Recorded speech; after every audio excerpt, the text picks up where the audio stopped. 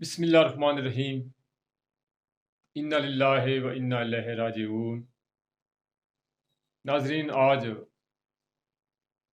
صحافت اور محب وطن پاکستانیوں کے لیے بہت ہی ایک صدمے کا دن ہے، کیونکہ ایک عظیم صحافی، ایک نڈر بے باک اینکر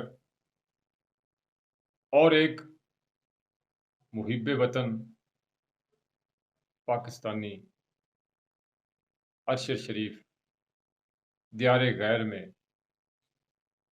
مبینہ طور پر ایک اندھی گولی کا نشانہ بن کر اپنے خالق حقیقی کی بارگاہ میں پہنچ گیا۔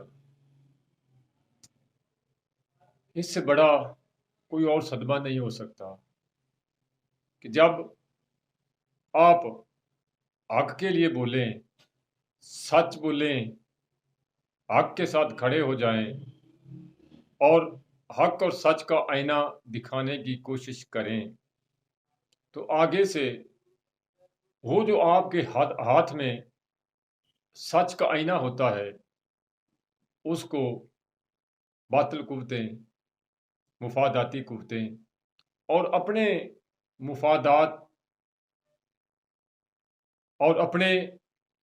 مفادات کے اونچی دیواروں میں بند ہوئے لوگ اس حق اور سچ کے آئینہ کو پتھروں کے ساتھ توڑنے کی کوشش کریں، تو اس سے بڑا کوئی المیہ نہیں ہو سکتا۔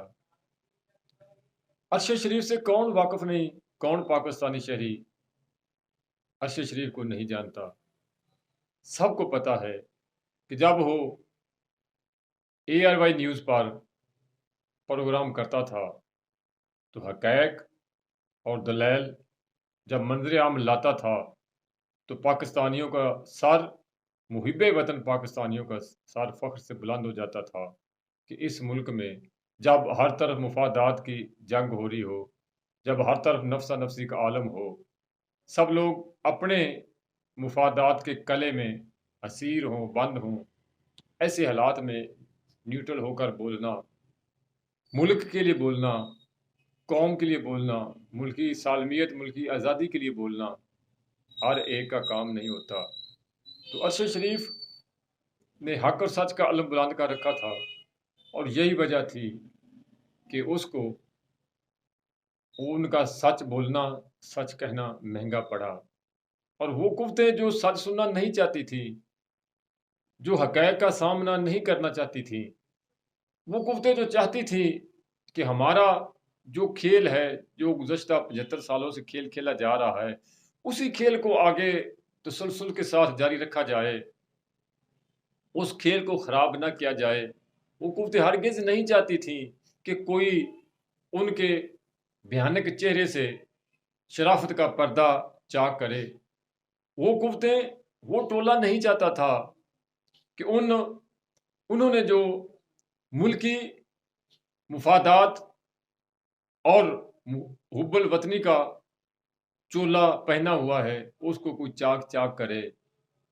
وہ قوتیں، وہ ٹولہ نہیں چاہتا تھا کہ وہ جو عوام کے مفادات کے حق میں بولتے ہیں، بظاہر نعرے لگاتے ہیں، عوامی مسائل کی بات کرتے ہیں، تو ان سے وہ جو اصل ان کا چہرہ ہے وہ کوئی دکھائے، وہ نہیں چاہتے تھے۔ تو جب ارشد شریف نے ان کے چہروں پر تہ در تہ جو پردے تھے، کہیں شرافت کا تھا، کہیں دیانتداری کا تھا، کہیں ایمانداری کا تھا، اور کوئی پردہ ان کے چہرے پر حب الوطنی کا تھا، تو جب انہوں نے ایک ان کے چہرے سے ایک ایک پردہ اٹھانا شروع کیا، حقائق کے قلم سے، کیمرے کی آنکھ سے ان کے چہرے کو دکھانا شروع کیا، تو وہ قوتیں نہیں چاہتی تھی کہ ارشد شریف اسی طرح بولتا رہے، یہ آواز اس طرح اٹھتی رہے اور ہم بے نقاب ہوتے رہیں، ہم ننگے ہوتے رہیں۔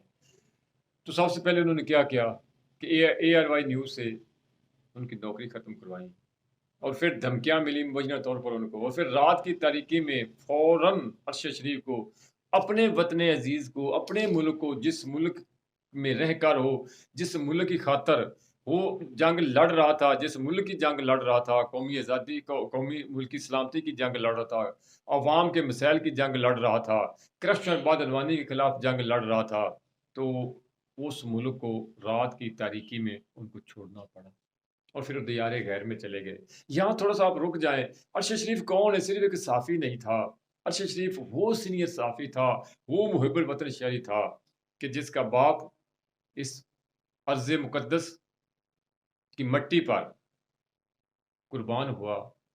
ارشد شریف وہ سینئر صحافی تھا جن کے بھائی اپنے خون کا نذرانہ دے کر اس وطن کو جنہوں نے بچایا، جنہوں نے اپنی جان نشاور کی۔ جب ارشد شریف کے والد فوت ہوئے تو اس وقت ارشد شریف کے بھائی تھے، سوات میں تھے، اس وقت دہشت گردی کی آگ کے جو شعلے تھے وہ آسمان تک پہنچ رہے تھے۔ جب انہوں نے خبر سنی تو وہاں سے نکلے تو راستے میں ان کو دہشت گردوں نے شہید کر دیا۔ تو ایک گھر میں سے 2 جنازے اکٹھے اٹھے۔ ارشد شریف وہ شخص تھا جس نے اپنے باپ اور اپنے بھائی کا جنازہ اپنے کندھوں پر اٹھایا اور دفن کیا۔ شاید اللہ نہ کرے، خدا نہ کرے ایسا کسی کو کے ساتھ ہو، تو کسی شاید ہی ایسا کوئی ہوگا جس کو ایک وقت میں، ایک ہی گھڑی میں، ایک ہی گھر سے، ایک ہی گھر کے صحن سے، گھر کے ایک ہی آنگن سے اپنے والد محترم اور بھائی کی میت اٹھانی پڑے۔ وہ کندھے ٹوٹ جاتے ہیں۔ وہ ایسے کسی میں سخت نہیں ہے، ایسے کندھے میں کوئی ایسا کندھا فولاد کا بنا ہوگا جو اپنے بھائی اور اپنے والد کا ایک ہی لمحے میں جنازہ اٹھائے۔ ارشد شریف کا کندھا تھا جو فولاد سے بھی یہ شاید زیادہ مضبوط تھا، جنہوں نے اپنے بھائی اور اپنے باپ کا جنازہ اٹھایا اور پھر ملک کی مفاد کی جنگ لڑتا رہا۔ بالآخر اندھی گولی کا نشانہ بن گیا۔ اب سوال یہ پیدا ہوتا ہے، ارشد شریف کی لڑائی کن کے ساتھ تھی؟ کوئی جائیداد کا رولا تو چل نہیں رہا تھا، کوئی رشتہ داری میں تو کلیش چل نہیں رہا تھا، کوئی مکان کا تنازع تو چل نہیں رہا تھا، زمین کے قبضے کی بات تو چل نہیں رہی تھی، کسی کے ساتھ ان کو کوئی جیلی چیک کا تو رولا نہیں تھا۔ اب سوال یہ پیدا ہوتا ہے، پوری پاکستانی قوم پوچھ رہی ہے، سوال یہ پیدا ہوتا ہے کہ ارشد شریف کو کیوں مارا گیا، کیوں منظر سے ہٹایا گیا، کیوں راستے سے ہٹایا گیا، ارشد شریف کی زندگی کو کیوں چھینا گیا، ارشد شریف کی زندگی کا چراغ کیوں گل کیا گیا، وجہ کیا ہے؟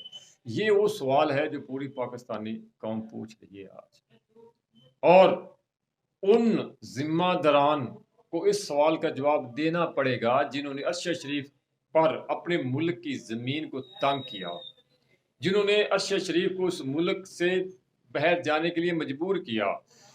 ان کو اس سوال کا جواب دینا پڑے گا جنہوں نے ارشد شریف کی نوکری ختم کرائی۔ آخر اس ارشد شریف سے ان کو خطرہ ہی کیا تھا؟ کیا خطرہ تھا؟ کیوں ملک سے اس کو باہر بھجوایا گیا؟ کیوں اس کی نوکری ختم کرائی گئی؟ کیوں اس کو منظر سے ہٹایا گیا؟ آخر وجہ کیا تھی؟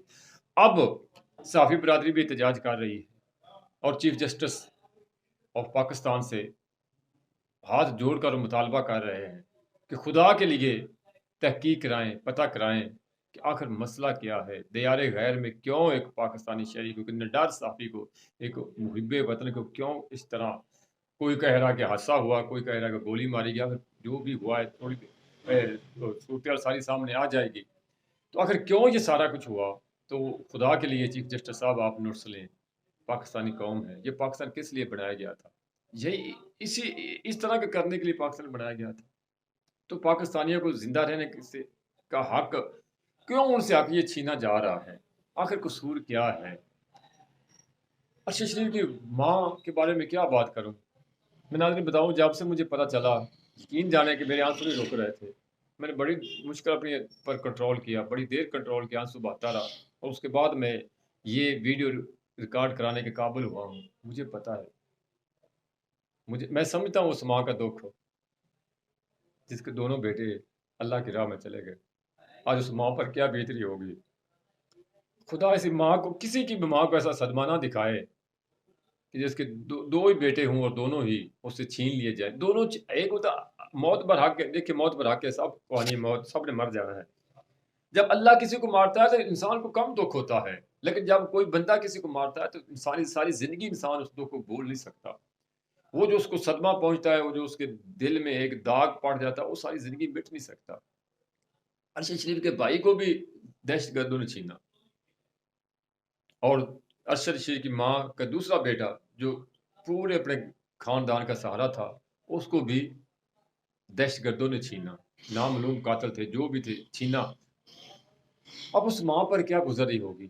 میں میرے دل سے یہ نکل رہا تھا، میرے دل میں یہ جذبات تھے اور یہ خیال آ رہے تھے کہ کاش ارشد شریف کی ماں مر گئی ہوتی، نہ زندہ ہوتی، کم از کم آج اپنے بیٹے کے لاش کو تو نہ دیکھتی، مر گئی ہوتی، نہ زندہ رہتی۔ بہرحال اس کی ارشد شریف بہادر تھا، اور یاد رکھیں ناظرین، بہادر والدین کے بیٹے ہی بہادر ہوا کرتے ہیں، بزدل والدین کے جو بیٹے ہوتے ہیں وہ بہادر نہیں ہوتے۔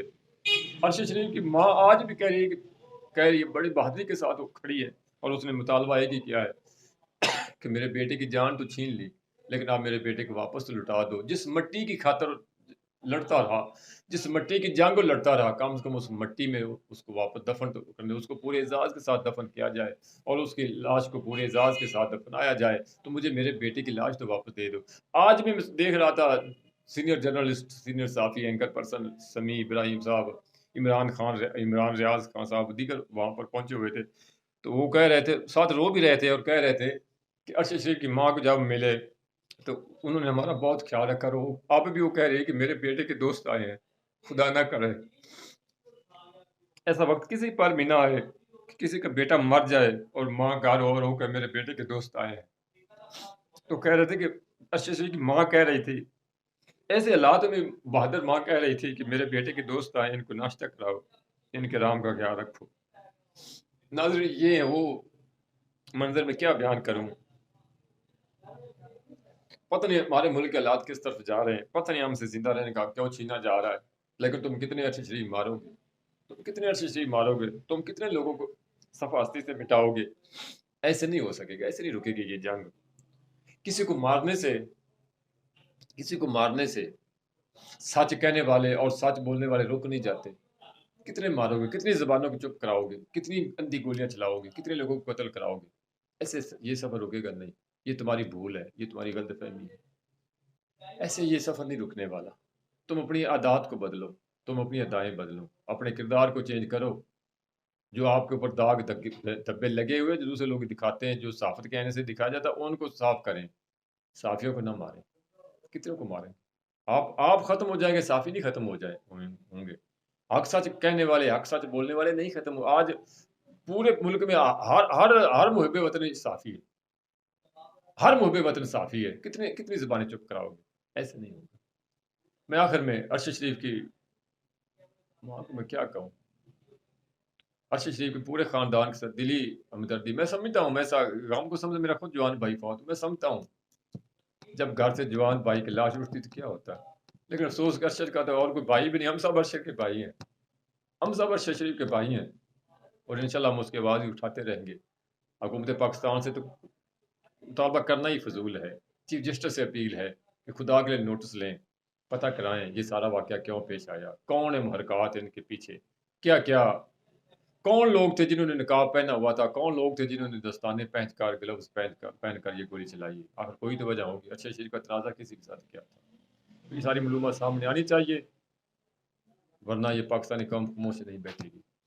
ناظرین، ارشد شریف کے دعا کریں، وہ شہید ہے، اللہ اس کے درجات بلند کرائے اور لائقین کو صبر جمیل عطا فرمائے۔